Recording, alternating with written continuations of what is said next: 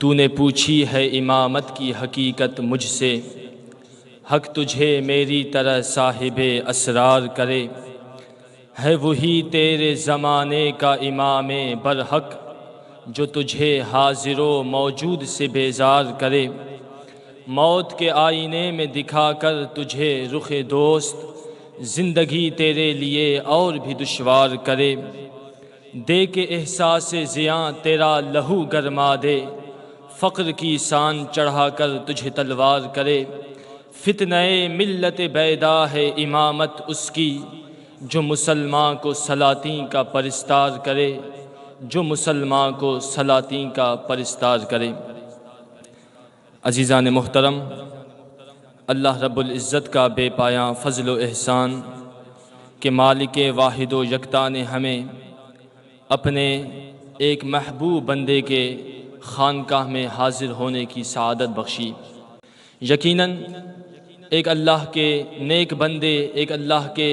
پیارے بندے، محبوب بندے، برگزیدہ بندے کی خانقاہ میں حاضر ہونا، ان کی زیارت سے مشرف ہونا، محبت کے ساتھ ان کی صحبت اختیار کرنا، یہ دنیا کی بہت بڑی دولت ہے۔ اگر کسی شخص کو اللہ کے ایک پیارے بندے جو کہ عالم بھی ہو، متقی بھی ہو، اپنے علم پر عمل کرنے والا بھی ہو، ظاہر و باطن شریعت کا پیروکار ہو، سرتاپا اللہ اور اس کے رسول کے حکم کے مطابق ڈھلا ہوا ہو،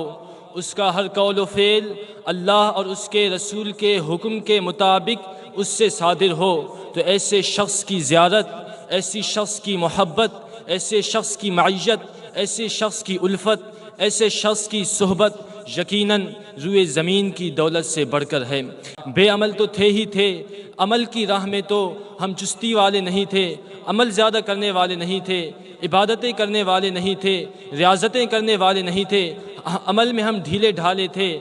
ہم اللہ کے ایک نیک بندے سے محبت کرتے تھے، تو المرء مع خلیلہ کہ بندہ اپنے محبوب کے ساتھ ہوتا ہے، اپنے خلیل کے ساتھ ہوتا ہے، اپنے دوست کے ساتھ ہوتا ہے، تو یقیناً ہمیں اللہ کی رحمت پر امید ہے کہ محشر کے دن، آخرت کے روز ہمیں اپنے نیک بندوں کے ساتھ حشر نصیب فرمائے گا۔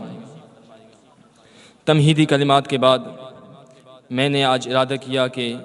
قرآن مجید فرقان حمید کی چند آیات کی تفسیر آپ حضرات کے سامنے عرض کروں۔ سورۃ الشورى کی چند آیات میرے پیش نظر ہیں۔ اللہ رب العزت نے قرآن مجید فرقان حمید میں ارشاد فرمایا، فما اوتیتم من شیء فمتاع الحیاۃ الدنیا، جو تمہیں اس دنیا کی چیز دی گئی ہے تو یہ اس دنیا کی زندگی کا ہی مال و متاع ہے، دنیا کی زندگی کا سامان ہے۔ اللہ رب العزت نے ارشاد فرمایا کہ اے لوگو، اے سننے والو، اے مخاطب، اے مسلمان، تمہیں اس دنیا میں جو کچھ دیا گیا ہے، اس دنیا میں جو مال و متاع عطا کیا گیا ہے، اس دنیا میں تمہیں جو نعمتیں عطا کی گئی ہیں، اس دنیا کی جو رونقیں ہیں، اس دنیا کی جو بہاریں ہیں، اس دنیا کی جو چمک دمک ہے، اس دنیا کی جو خوبصورتی ہے، اس کے جو بنگلات ہیں، اس کے جو محلات ہیں، اس کی جو رونقیں ہیں، یہ سب اسی دنیا کے ہی سامان ہیں، یہ سب اسی دنیا میں ہی رہیں گی، یہ سب اسی دنیا کے لیے ہیں، یہ سب ختم ہو جائیں گی، یہ سب فنا ہو جائیں گی، ان کو ایک وقت فنا کی گھاٹ ان کو لاحق ہوگی، یہ ختم ہو جائیں گی، یہ باقی نہیں ہیں، یہ سرمدی نہیں ہے، یہ جاودانی نہیں ہے، یہ ابدی نہیں ہے، یہ ازلی نہیں ہے۔ ان کی محبت میں گرفتار نہ ہو کے رہ جانا، ان کی الفت میں اپنے رب کی اطاعت سے دور نہ ہو جانا، اس دنیا کی رونق اور اس کی چمک دمک میں گرفتار ہو کے اپنے رب کی اطاعت سے منہ نہ موڑ لینا، اس دنیا کی اس ظاہری رونق اور اس ظاہری چمک دمک میں پھنس کر اپنے رب کی رضا اور اس کی خوشنودی سے دور نہ ہو جانا، اپنے رب کی اطاعت اور اس کے فرمان سے دور نہ ہو جانا، اس کے سامنے سر کو جھکانے سے دور نہ ہو جانا، اس کے رسول اور اس کے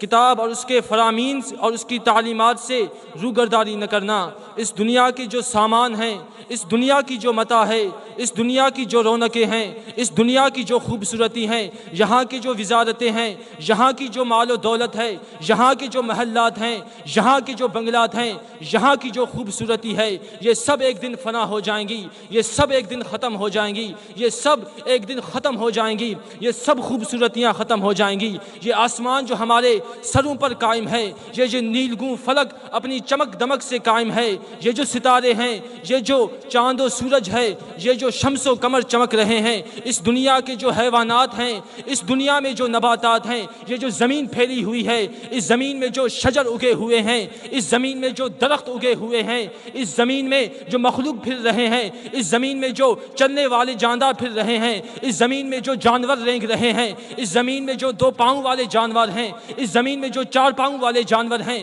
اس زمین میں جو کچھ بھی ہے، یہ مٹی ہے، یہ پتھر ہیں، یہ جبل ہیں، یہاں جو پانی ہے، یہاں جو سمندر ہے، یہاں جو کشتیاں ہیں، یہاں جو رونقیں ہیں، یہ سب ختم ہو جائیں گی، یہ سب فنا ہو جائیں گی۔ ان کی محبت میں، ان کی الفت میں، ان کو خوش کرنے کے لیے، ان کے حصول کے لیے، ان کی چاہت کے لیے اپنی رب کی محبت سے، اپنے رب کی اطاعت سے، اپنے رب کے فرمان سے، اپنے رب کے حکم سے کبھی بھی روگردانی نہیں کرنا۔ یہ سب اس دنیا میں رہیں گی، یہ سب اس دنیا کے مال و متاع ہیں، یہ سب اس دنیا کی رونقیں ہیں، یہ سب اس دنیا کی خوشیاں ہیں، یہ سب چند روز کی زندگی ہے، یہ سب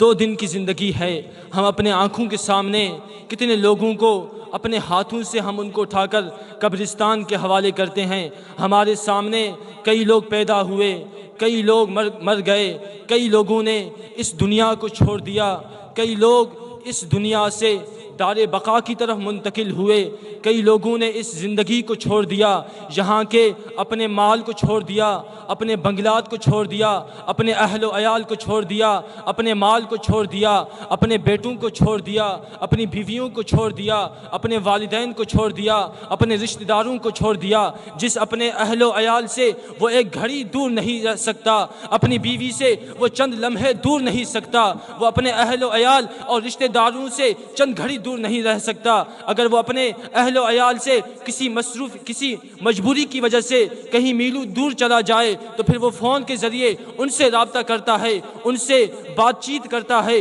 ان سے وہ دور نہیں رہ سکتا۔ لیکن انسان کے لیے ایک ایسی حقیقت ہے، موت ایک ایسی حقیقت ہے جو انسان کو ان تمام سے دور لے جاتی ہے، اہل و عیال سے بھی دور لے کر جاتی ہے، رشتہ داروں سے بھی دور لے جاتی ہے، اس دنیا کی ملکیت سے بھی دور لے جاتی ہے، اس دنیا کی رونقوں سے بھی دور لے جاتی ہے۔ یہاں کی جو نفسانی خواہشات ہیں، ہم جن نفسانی خواہشات میں پھنسے ہوئے ہیں، ہم اس دنیا کے لوگوں کو خوش کرنے میں جو پھنسے ہوئے ہیں، ہم اس دنیا کی رونقوں میں اضافہ کرنے کے لیے اپنے رب کے فرمان کو چھوڑ دیتے ہیں، اپنے رب کے سامنے سجدہ کرنے سے بھاگ کر ہم اپنے کاروبار کو ترقی دینا چاہتے ہیں، ہم اپنے رب کی اطاعت کو چھوڑ کر لوگوں کو خوش کرنا چاہتے ہیں، ہم اپنے رب کے فرمان کو چھوڑ کر جو لوگوں کو خوش کرنا چاہتے ہیں، اپنے رشتہ داروں کو خوش کرنا چاہتے ہیں، اپنے دوستوں کو خوش کرنا چاہتے ہیں، اس دنیا کے وزراء و امراء کو خوش کرنا چاہتے ہیں، اس دنیا کے 2 ٹکے کے جو منصب و مقام پر وہ جو قائم ہیں ان کو خوش کرنے کے لیے، ان کے 2 ٹکے کی کرسی پر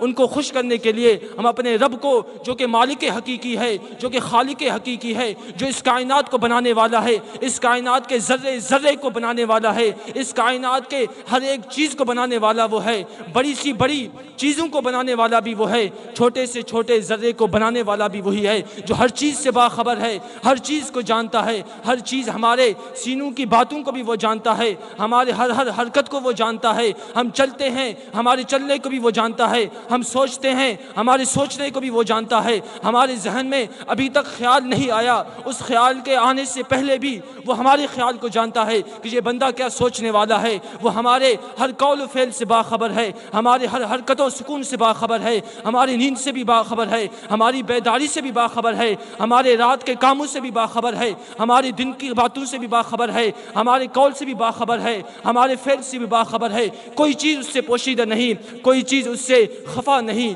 کوئی چیز اس سے ڈھکی چھپی نہیں، وہ ہر چیز کو جانتا ہے، مالک حقیقی ہے، خالق حقیقی ہے،